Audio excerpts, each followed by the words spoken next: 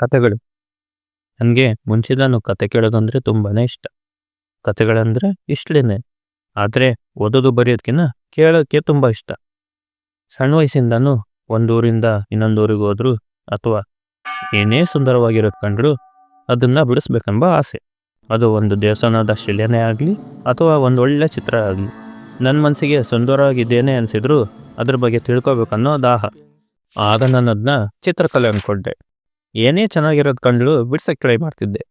ನಾನು ಮೊದಲು ಬಿಡ್ಸೋಕ್ಕೆ ಶುರು ಮಾಡಿದ್ದು ನಮ್ಮ ಬಾಸ್ ಗಣೇಶನ. ಆಮೇಲೆ ಎಲ್ಲ ಥರದನ್ನು ಬಿಡಿಸ್ತಿದ್ದೆ. ಆದರೂ ಅದೇನೋ ಗೊತ್ತಿಲ್ಲ, ಇಲ್ಲಿವರೆಗೂ ನಮ್ಮ ಬಾಸ್ ಗಣೇಶನ ಮೇಲಿರೋ ಕ್ರೇಜ್ ಮಾತ್ರ ಕಮ್ಮಿನೇ ಆಗಲಿಲ್ಲ. ಬೆಳೀತಾ ಬೆಳೀತಾ ಆ ಚಿತ್ರ ಬಿಡಿಸೋದು ಕೂಡ ದೂರ ಆಗ್ತೋಯ್ತು. PUCಲಿ ಸೈನ್ಸ್ ತಗೊಂಡೆ ಅನ್ನೋದಕ್ಕಿನ್ನೂ ಸೇರಿಸಿದ್ರು. PUನೂ ಆಗೋಯ್ತು. ಮುಂದೇನಾದರೂ ನನಗೆ ಇಷ್ಟ ಇರೋ ಫೈನ್ ಆರ್ಟ್ಸ್ನ ಸೇರಿಸ್ತಾರೆ ಅಂತ ಅಂದ್ಕೊಂಡೆ. ಆದರೂ ಸೇರಿಸ್ಲೇ ಇಲ್ಲ. ಇನ್ನೇನು ಕೈಲಿ ಫೋನ್ ಬಂತಲ್ಲ, ಆ ಇಂಟ್ರೆಸ್ಟ್ ಕೂಡ ದೂರ ಆಗೋಯ್ತು. ಹೀಗೆ ಹೇಗೋ ಮಾಡ್ತಾ BCA ಡಿಗ್ರಿ ಸೇರಿಕೊಂಡೆ. ಕಾಲೇಜಲ್ಲಿ ಪುಕ್ಸಟ್ಟೆ ವೈಫೈ ಸಿಕ್ತು ನೋಡಿ ತುಂಬ ಮೂವೀಸ್ ನೋಡಿದೆ. PUಲಿ ಹಾಸ್ಟೆಲಲ್ಲಿದ್ದಾಗ 100 ಫಿಲಮ್ಸ್ ಲಿಸ್ಟ್ ಮಾಡಿದ್ದೆ. ಇಲ್ಲಿ ಬಂದ ತಕ್ಷಣ ಎಲ್ಲ ಕ್ಲಿಯರ್ ಮಾಡಿದೆ. ಜೊತೆಗೆ ಇನ್ಸ್ಟಾಗ್ರಾಮಲ್ಲಿ ರೀಲ್ಸ್ ಬೇರೆ ನೋಡ್ತಿದ್ದೆ ನೋಡಿ, ಒಂದಿಷ್ಟು ವೆಬ್ ಸೀರೀಸ್ ಕೂಡ ನೋಡಿದೆ.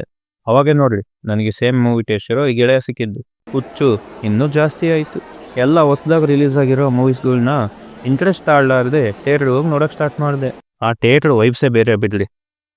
ಒಂದಿನ ನನಗನ್ನಿಸ್ತು, ನಾನು ಯಾಕೆ ಡೈರೆಕ್ಟ್ ಮಾಡಬಾರ್ದು, ನಾನು ಯಾಕೆ ಡೈರೆಕ್ಟರ್ ಆಗಬಾರ್ದು ಅಂತ.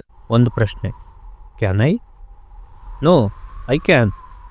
ತುಂಬ ಫಿಲ್ಮ್ಸಿಂದ ತುಂಬ ಕಲ್ತಿದ್ದೀನಿ. ಆ ಫೀಲ್ ಮುಂಚಿಂದನೂ ಇತ್ತು, ಆದರೆ ಅದೇನಂತ ಗೊತ್ತಿದ್ದಿಲ್ಲ ಅಷ್ಟೇ. ಹೃದಯಕ್ಕೆ ತುಂಬ ಹತ್ತಿರ ಆಗಿರೋ ಫೀಲ್ ಗುಡ್ ಮೂವೀಸ್ ನೋಡಿದಾಗ ನನಗನ್ನಿಸ್ತಿದ್ದೇನೆಂದರೆ, ಈ ಥರ ಒಂದು ಫಿಲಮ್ನ ನಾನೊಂದಿನ ತೆಗಿತೀನಿ ಅಂತ. ಅದು ನನ್ನ ಡ್ರೀಮ್ ಆಗಿತ್ತು. ನನಗೆ ಗೊತ್ತು ಇದು ತುಂಬ ಕಷ್ಟದ ದಾರಿ ಅಂತ, ಆದರೆ ಆ ದಾರಿಲಿ ನಡೆದ್ರೇ ಈ ಫೀಲ್ ಸಿಗೋದು.